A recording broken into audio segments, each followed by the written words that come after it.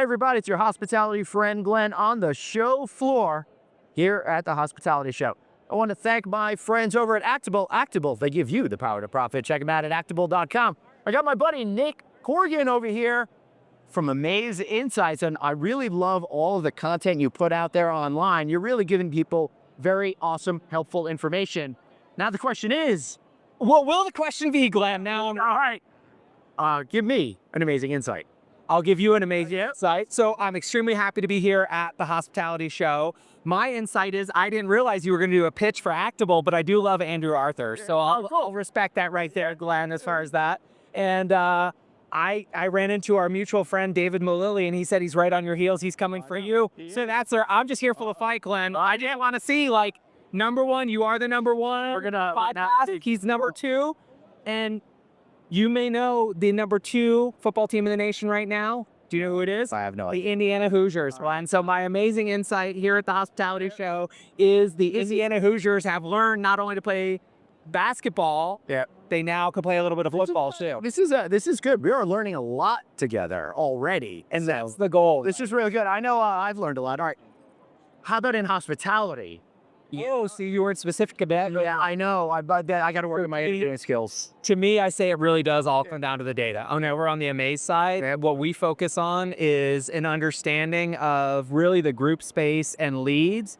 And we want to help make sure that you're maximizing every opportunity. And the way I look at it is, even when the waters are a little bit choppy, there are huge opportunities out there and making the most of them. Well, that's kind of what separates people, right? When the waters get choppy, are you going to, regress, or are you going to make proactive choices to improve your business? You said that really well, Glenn. And like, we could go hide under the desks, but I personally don't think that's the strategy for success. No. All right. So I'm working on a project right now and trying to talk to people about stuff that they may have overcome, because I was spending a lot of my life running scared, right?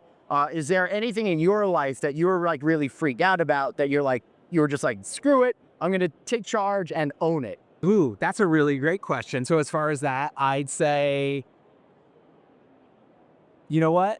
Making the most of every opportunity. So on that part and when I look back, like, I feel like I've had a lot of success, but then there are some things where I look back and maybe one time in my career where I chased the money and that was not the right play. And then when you focus on the outcome and delivering as much value, interestingly, then the money winds up coming. So interesting, right? I always At a different way of thinking about it. I always say you got to focus on your passion, and if you focus on that, but really work hard on it, then the money will come. And hard work, really, there is not a substitute for that. And something my dad taught me at a very young age, my brother Lee Horgan, who's also a hospitality legend, he'll definitely know this, is you do what you have to do, then you do what you want to do. And what you'll realize is you have a lot more fun in your free time if you've taken care of the things that you need to do. So. Yeah, because it doesn't weigh on your shoulders. Exactly right. I used to procrastinate all the time, and then I realized that that's just hurting me. See, I was going to procrastinate, but I just couldn't get around to doing it. So.